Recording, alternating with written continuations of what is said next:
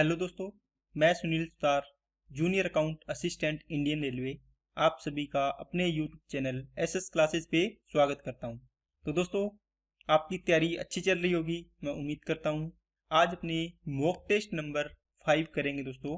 तो इससे पहले अपने 4 टेस्ट कर लिए हैं। तो आपने टेस्ट लगाए होंगे तो आपको पता चला होगा कि काफ़ी अच्छे क्वेश्चन है और सारे लेवल वाइज क्वेश्चन है, सरल क्वेश्चन भी है और टफ क्वेश्चन भी है इसके अंदर। ठीक है, तो दोस्तों इसमें सभी से एसएससी रेलवे है ना, जो भी एग्जाम से क्वेश्चन आए हुए हैं वो मैंने उठा रखे हैं इसमें से और आपको टेस्ट प्रोवाइड करवा रहा हूँ।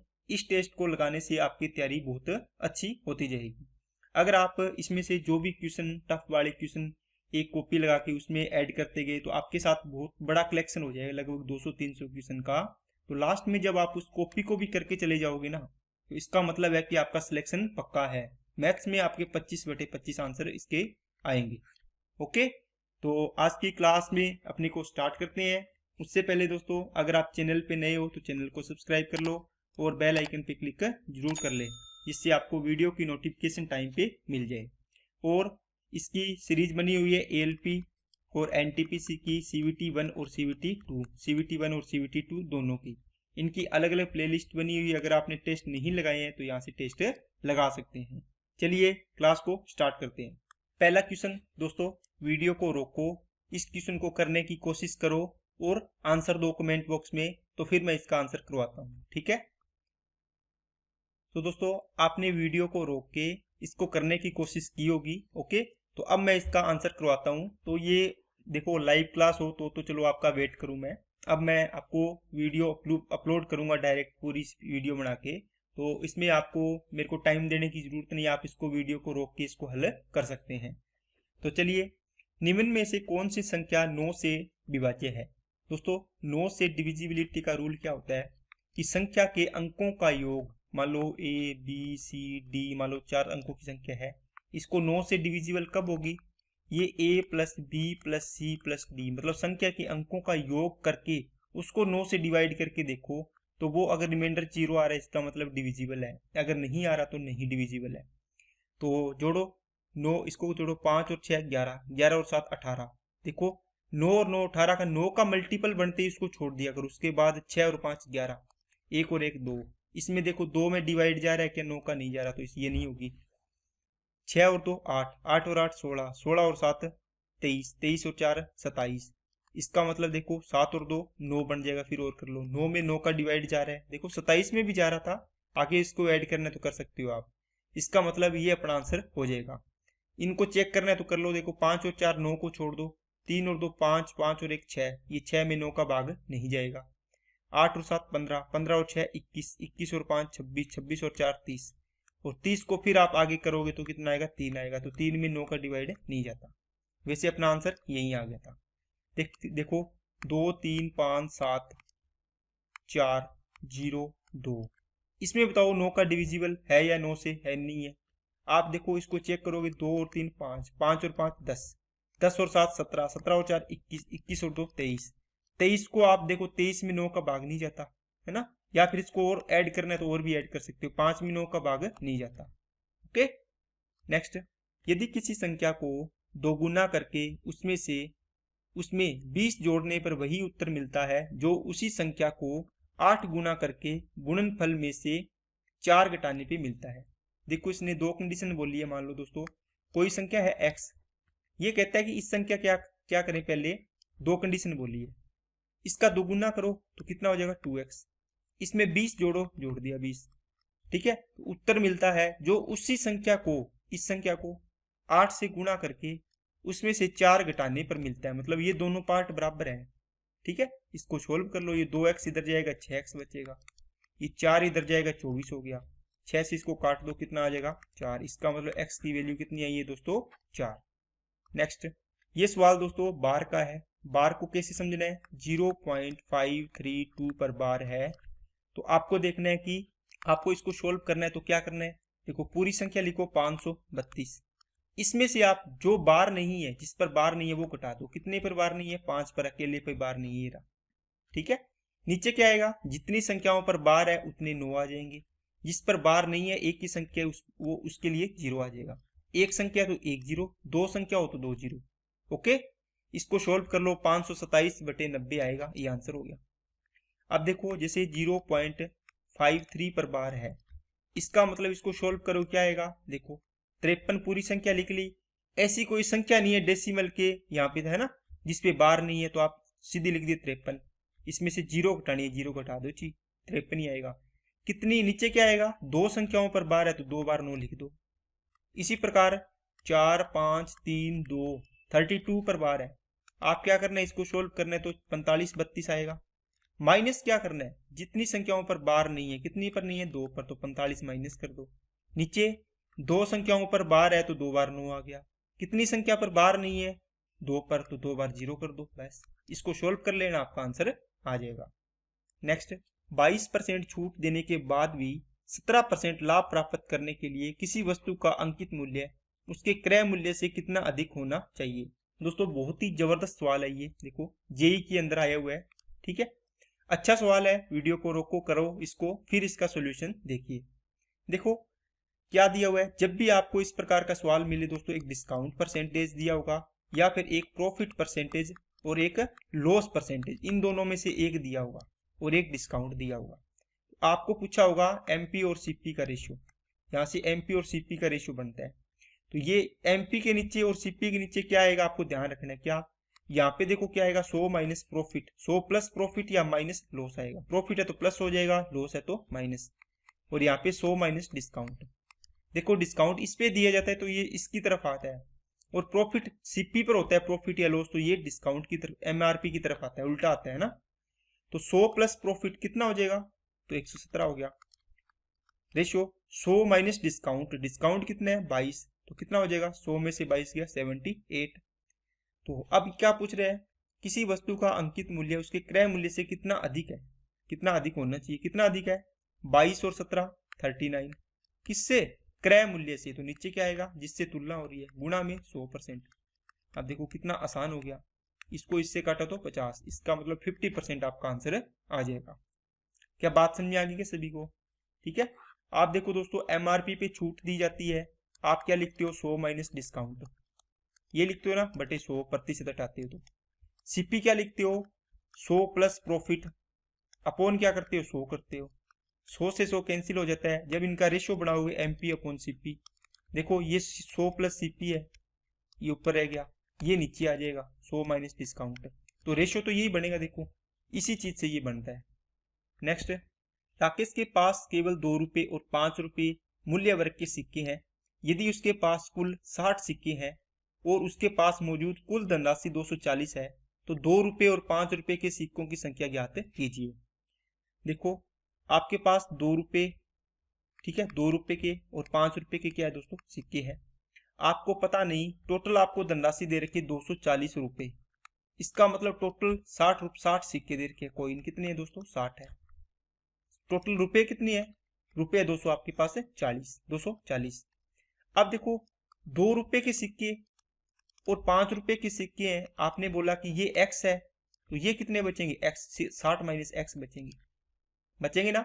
तो बताओ टोटल रुपए यहां से कितने बनेंगे, 2x बन गए, इनको गुणा करो, और ये कितने बनेंगे, 5 इंटू 60 माइनस एक्स, इन दोनों को ऐड कर दोगे तो किसके बराबर आ जाएगा, 240 के बराबर आ जाएगा, ठीक है।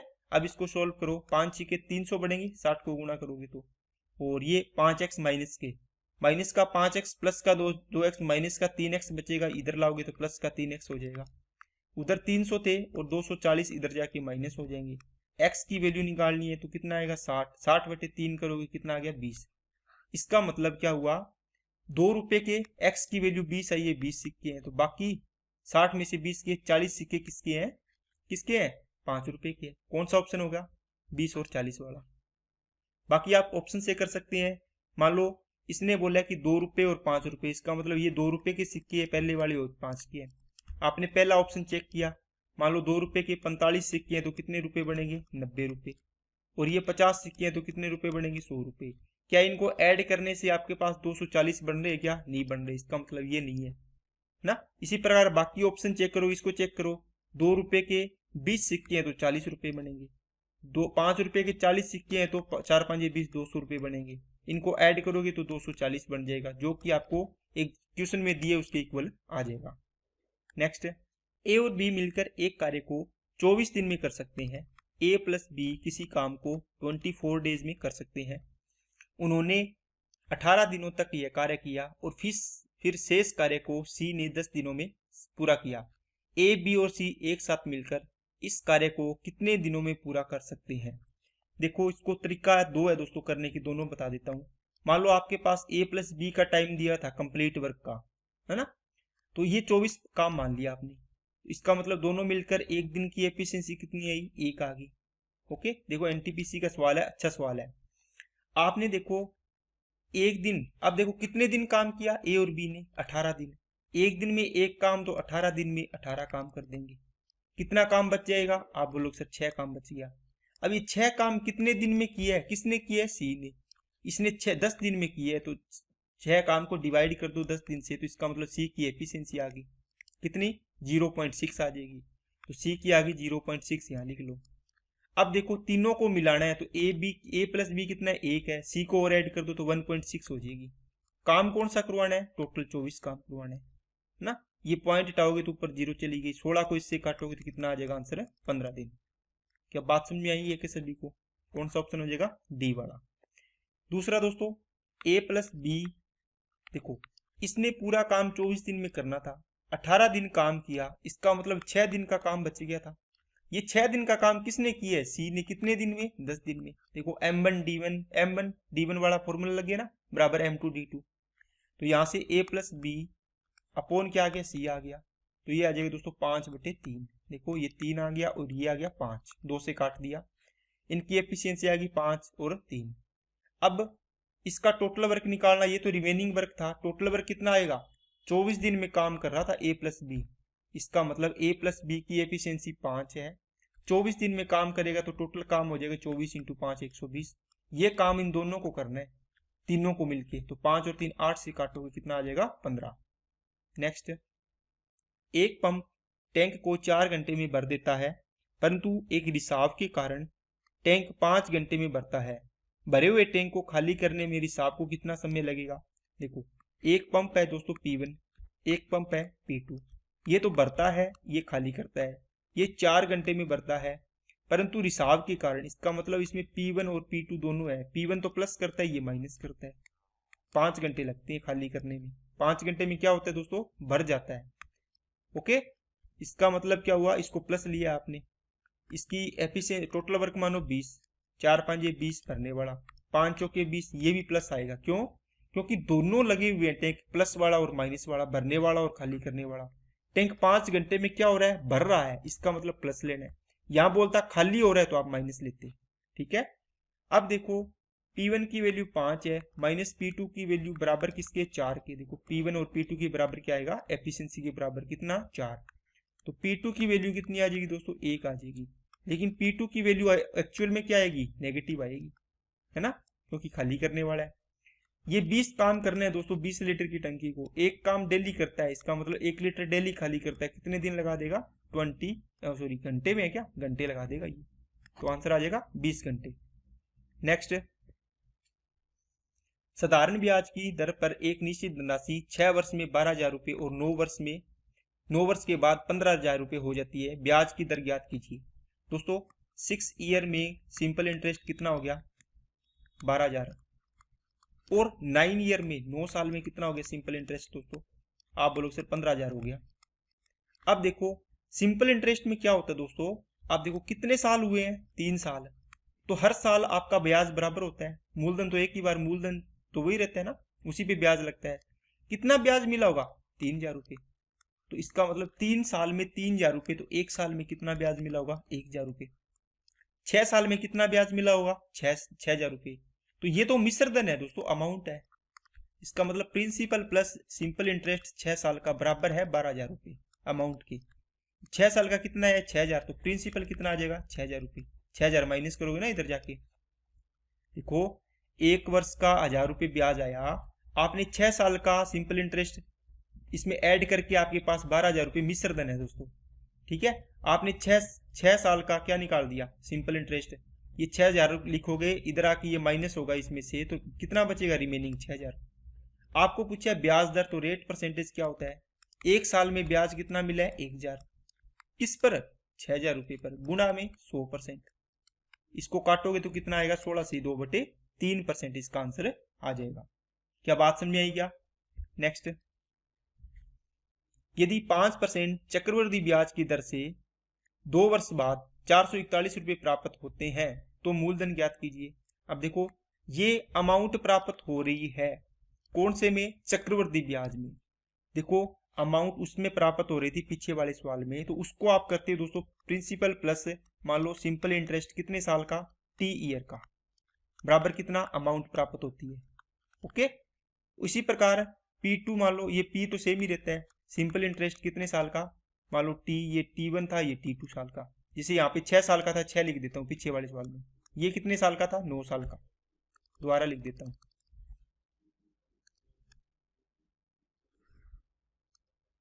देखिए ये 6 साल का था और सिंपल इंटरेस्ट ये कितने साल का था 12 साल का, ये अमाउंट 1 थी, अमाउंट 2 थी। ओके, अब इसमें इस प्रकार चलता है, जब इसको आप माइनस करते हो तो ये तो कट जाता है, देखो पूरा तो इसका बेसिक ये होता है, तो यहाँ से कितना 9 साल का था, तो ये 3 साल का SI बचता, 3 ईयर SI, ठीक है, बराबर किसके, इसकी अमाउंट माइनस करते वो आती, फिर अपने 1 साल का निकालते, फिर जो 6 है या 9 साल का निकालते हैं उसमें माइनस करते हैं पीछे वाले सवाल में ना। तो ये सवाल होता है ना, इसमें दोस्तों क्या होता है, प्रिंसिपल और अमाउंट बनानी होती है, लेकिन इसमें अपने ब्याज निकालते हैं बीच में, देखो इनको माइनस करके ब्याज आता है वो। तो ये 5% की दर है चक्रवर्ती ब्याज में, तो 1/20, तो 20 से कोई दिन कितना हो जाएगा, एक साल में 21 हो जाएगा। टाइम कितने है 2 साल, तो स्क्वायर कर दो कितना हो जाएगा, 400 से कोई दिन कितना हो गया 441 हो गया। अब इसने बोला है कि कितना हो जाती है अमाउंट 441, इसका मतलब 441 की वैल्यू 441, तो 400 की वैल्यू 400, यही आ जाएगा, तो आंसर हो जाएगा 400। नेक्स्ट, 50 छात्रों की एक कक्षा में लड़कों और लड़कियों की संख्या का अनुपात 2:3 है, लड़कों का औसत अंक 60, लड़कियों का औसत अंक 70, पूरी कक्षा के औसत अंक कितने हैं। दोस्तों कल की क्लास में भी एक सवाल आया था, देखो ग्रुप डी का सवाल है, अच्छा सवाल है, आपके पास दिया हुआ है दोस्तों, टोटल 2:3 में छात्र है आपके पास, तो आपके पास बॉयज ये हो गया गर्ल्स, इसका एवरेज 60 है, इनका एवरेज 70 है, आपको टोटल का एवरेज पूछा है कितना आएगा। इसमें एलिगेशन लगाना हो तो आप कैसे लगाओगे, आपके पास क्या है 2:3 में लड़के और लड़कियों का अनुपात है। अब मैंने आपको ट्रिक बताई थी, इन अनुपात का योग कितना आएगा 5, ये किसके बराबर होगा, इन दोनों के अंतर के, देखो इनका तो प्लस करना है, इनका अंतर करना है, कितना आएगा 10, तो 5 की वैल्यू 10 के बराबर है, 1 की वैल्यू 2 होगी, 3 की वैल्यू 6 डबल हो जाएगी ना रेशियो में, और 2 की वैल्यू 4 हो जाएगी। आप देखो 4 से भी निकाल सकते हो 6 से भी, लेकिन आप जोड़ने वाले से निकाला करो, देखो कम है ना उसमें जोड़ा जाएगा, दोनों में कम कौन है ये, तो इसका मतलब इसके सामने वाला इसमें ऐड होगा, तो ये 66 हो जाएगा, 60 और 6 66, आंसर हो गया। क्या बात समझ आई क्या? चलिए नेक्स्ट पे, 150 मीटर लंबी ट्रेन 54 किलोमीटर प्रति घंटा की चाल से चलकर एक प्लेटफॉर्म को 42 सेकंड में पार करती है, प्लेटफॉर्म की लंबाई कितनी है। देखो 150 मीटर लंबी एक ट्रेन है, प्लेटफॉर्म की लंबाई P मान लो। अब देखो ट्रेन और प्लेटफॉर्म की लंबाई को ऐड करने से जो ये पार करेगी इसके बराबर होगी, 54 की स्पीड है, 5/18 से 42 सेकंड में ये दोनों दूरियां पार कर देगी, मतलब इसके बराबर होगी टोटल की। ओके, तो 18 3 54, 3 5 15, 15 को 42 से गुणा करो, तो 15 का डबल कर दो 30, और 42 का आधा कर दो 21, तो ये बन गया, मतलब 21 या 63, कितना आएगा दोस्तों 630। अब ये प्लेटफॉर्म की लंबाई रख लो यहाँ पे, ये 150 इधर आके माइनस कर दो, कितना आएगा 0, 13 में से 8 5 गया 8, 5 में से 1 गया 4, तो 480 मीटर इसका आंसर आ जाएगा। नेक्स्ट, एक नाव धारा की दिशा में एक निश्चित दूरी 4 घंटे में तय करती है, लेकिन शुरुआती बिंदु पर लौटने में 6 घंटे का समय लेती है, धारा की चाल और शांत जल में नाव की चाल ज्ञात कीजिए। दोस्तों मैं आपको इसके लिए 2 ही चीजें बताता हूँ, देखो नाव की शांत जल में नाव की चाल को n से, n फॉर नाव, धारा की चाल को d से, धारा की दिशा में है तो n प्लस डी, धारा की विपरीत दिशा में है तो n माइनस डी। बस आपको कुछ भी x y याद नहीं रखना है कि कौन सी होगी, उसमें कंफ्यूजन भी होती है। n फॉर धारा की चाल, नहीं सॉरी नाव की चाल, d फॉर धारा, n प्लस डी का मतलब धारा की दिशा, प्लस आ गया तो n माइनस डी मतलब धारा की विपरीत दिशा। अब देखो आपको पता है कि ये बोल रहा है कि एक पॉइंट से गया था, देखो निश्चित दूरी की है ना, ये निश्चित दूरी है। यहां से मान लो ए पॉइंट से गया और बी पॉइंट पर, और बी से वापस यहाँ आया, इसका मतलब गया और आया तो दूरी बराबर है क्या? आप बोलो सर बराबर है। इसमें वो कॉन्सेप्ट नहीं लगेगा क्या, डी बराबर एस टी होता है, दूरी कांस्टेंट है तो ये दोनों एक दूसरे के उल्टे होंगे, है ना। इनका रेशियो क्या होगा, एक दूसरे का रिवर्स होगा। तो आपको टाइम का रेशियो दिया हुआ है, देखो धारा की दिशा में कौन सा है, धारा की दिशा एन प्लस डी जाने में और एन माइनस डी जाने में 4 घंटे का समय लगता है और आने में 6 घंटे का लगता है सेम दूरी के लिए। इसका आप रिवर्स कर दो तो ये स्पीड का रेशियो आ जाएगा 6 अनुपात कितना आ जाएगा, 4 आ जाएगा। अब आपको क्या करना है दोस्तों, आपको निकालना है किसका, धारा की चाल और इसका। तो ये तो कौन सी चाल है, धारा की चाल नहीं है, एन प्लस डी है ये, और ये एन माइनस डी है। इन दोनों को जोड़ दो एक बार कितना आएगा 10, तो ये एन हो गया। इन दोनों को एक बार घटा दो कितना आएगा 2, तो ये डी हो गया। इनका रेशियो करो 2 और ये आ जाएगा 5, 5 अनुपात कितना आ गया 1। ओके, तो ऑप्शन हो जाएगा इसका सी वाला। ठीक है, ये दोस्तों आपको समझाने के लिए पूरा मैंने बता दिया। अब मैं आपको बताता हूँ इसको इतना शॉर्ट में इसी तरीके से कैसे करोगे।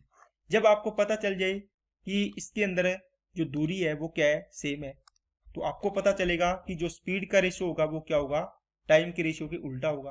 तो टाइम का रेशियो क्या है दोस्तों, धारा की दिशा में जाने में 4 घंटे लगते हैं, धारा की विपरीत दिशा में 6 घंटे। इसका उल्टा रेशियो कितना हो जाएगा, 6:4 हो जाएगा। ये स्पीड का रेशियो आ गया। लेकिन ये एन प्लस डी और किसका है, एन माइनस डी, ये एन माइनस डी है, ये एन प्लस डी है। इसको आप पूरा ऐसे लिख के निकालोगे, है ना, भी ये 6 है ये 4 है, फिर इसको हल करोगे एन की वैल्यू आएगी। देखो वही तरीका है, 6 और 4 10/2 करोगे तो ये 5 आ जाएगा, और इनका एक बार माइनस करोगे 2/2 तो 1 आ जाएगा। तो ये रेशियो हो जाएगा 5:1। तो आप यहाँ से डायरेक्ट निकालो, 6 और 4 10, और 6 में से 4 गया 2, इसको काट दो, 5 अनुपात कितना आ जाएगा 1 आ जाएगा। नेक्स्ट, दो त्रिभुजों के आधारों का अनुपात 4:5 है, उनके क्षेत्रफलों का अनुपात 8:15 है, इनकी संगत ऊंचाइयों का अनुपात ज्ञात कीजिए।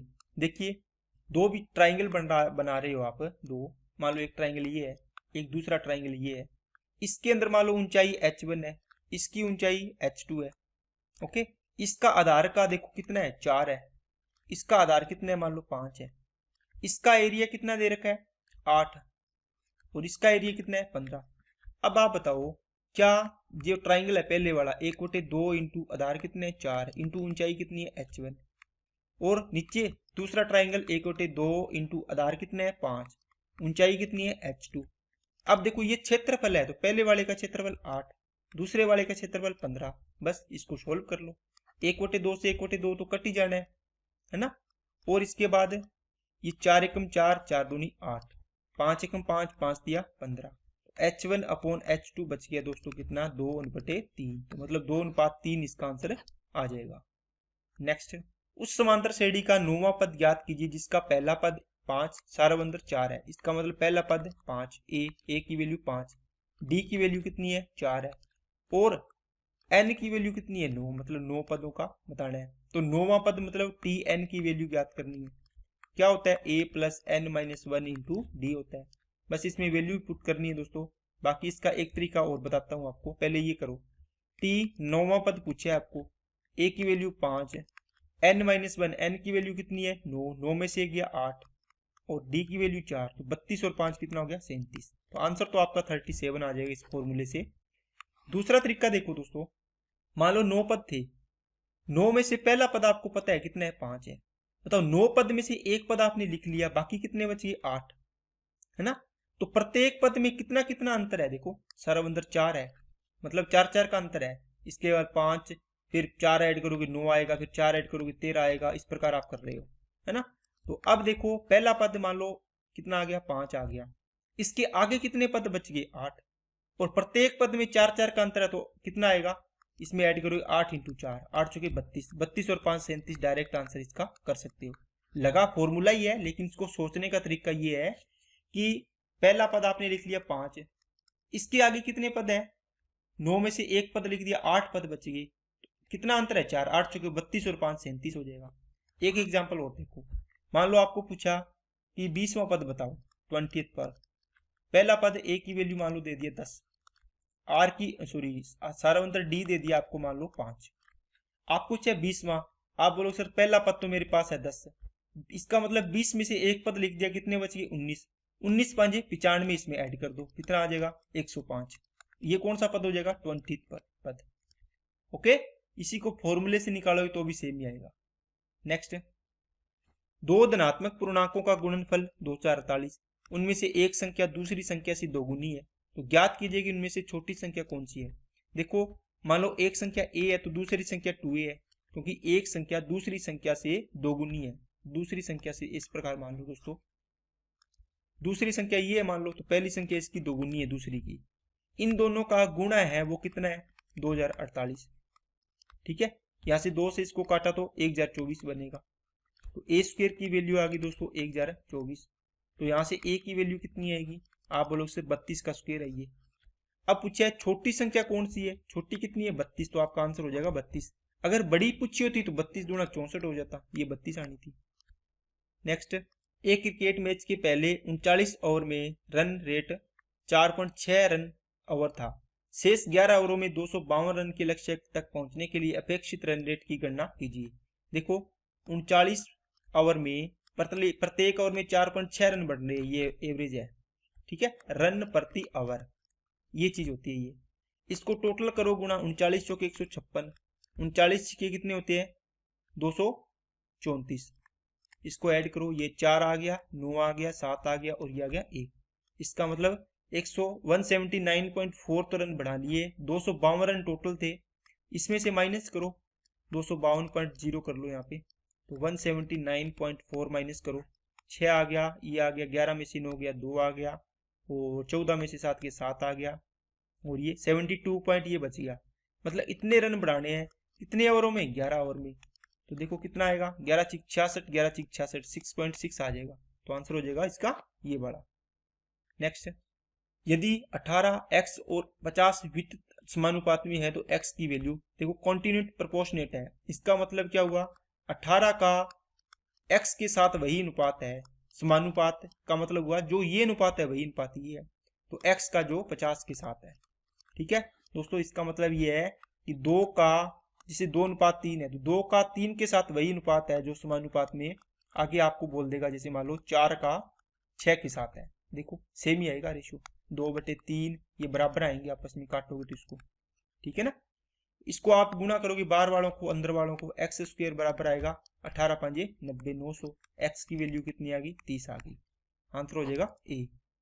नेक्स्ट, यदि ए का 120%, ये ए है दोस्तों, बी के 80% के बराबर है, तो बी प्लस ए अपॉन बी माइनस ए की वैल्यू ज्ञात करो।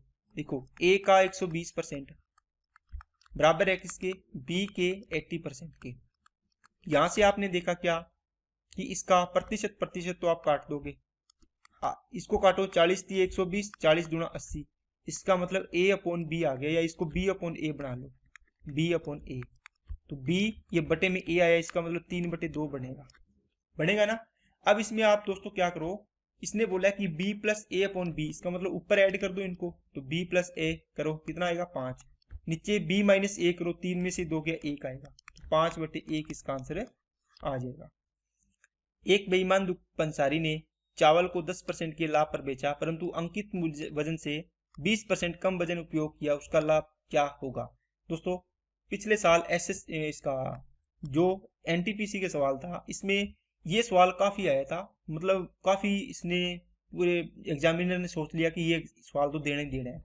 तो दोस्तों इस सवाल को बड़ा ही आसान तरीके से मैं आपको बताता हूँ, सीपी और क्या लिखना है एसपी। बस आपको चीजें ध्यान देनी है, ऊपर रुपए लिखने हैं, नीचे वस्तु आती है, लेकिन यहाँ पे वस्तु की जगह क्या है वेट है, बस वेट कर दो।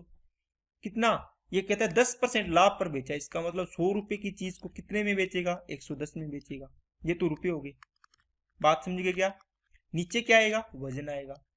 अब देखो इसने अंकित वजन से 20% कम, मतलब इस पे 100 ग्राम था या 1000 ग्राम था, कुछ भी लिख लो। 20% कम का मतलब कितना इसने लिखा होगा, कम वजन उपयोग किया, 80 ग्राम दिया उसको। ठीक है, अब देखो यहां से 100 से 100 कट गया, ये 0 से 0 कट गया, जब इसका आप क्रॉस मल्टीप्लाई करके बढ़ाओगे तो 8:11 बनेगा। अब देखो 8 से 11 का मतलब 3 का लाभ हो रहा है, किस पर 8 पर, गुणा में 100%। अगर आपने परसेंटेज पढ़ा है तो आपको पता होगा 3/8 कितना होता है 37.5% होता है, नहीं तो आप इसको काट लो, वैसे आंसर आ जाएगा।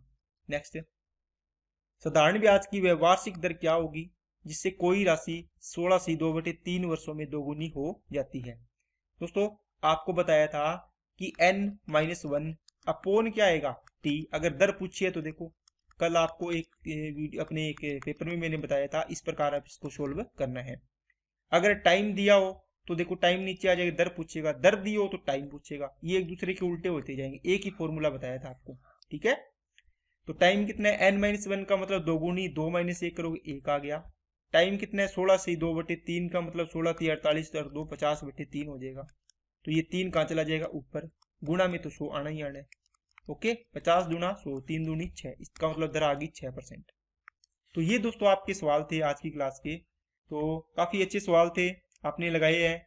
तो अगर आपने वीडियो को रोक के सवालों को करने की कोशिश की है, अगर आपके इसमें जितने भी सवाल है, लगभग 21 सवाल है, शायद ये 21 क्वेश्चन है, ठीक है, जिसके भी 16-17 सवाल सही है, जिसने खुद किए हैं, तो उनकी तैयारी मैं अच्छी मानता हूँ, ठीक है। और तैयारी करने की कोशिश करो ताकि आपके पूरे में से पूरे मार्क्स आ सके, ठीक है दोस्तों। तो आज की क्लास में इतने रखते हैं। वीडियो अच्छी लगे तो लाइक करना, चैनल को सब्सक्राइब नहीं किया हो तो चैनल को सब्सक्राइब करें और बेल आइकन पे क्लिक जरूर कर लें, जिससे आपको वीडियो की नोटिफिकेशन समय पर मिलती रहे। और अपने दोस्तों के पास इसको ज़्यादा से ज़्यादा शेयर करो दोस्तों, ताकि उनको भी इस प्रकार के पेपर का लाभ मिल सके। Okay, thank you.